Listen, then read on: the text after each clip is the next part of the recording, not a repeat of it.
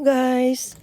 This is the portable heater na ginagamit usually sa Japanese houses. Maliit lang siya pero it will keep you warm.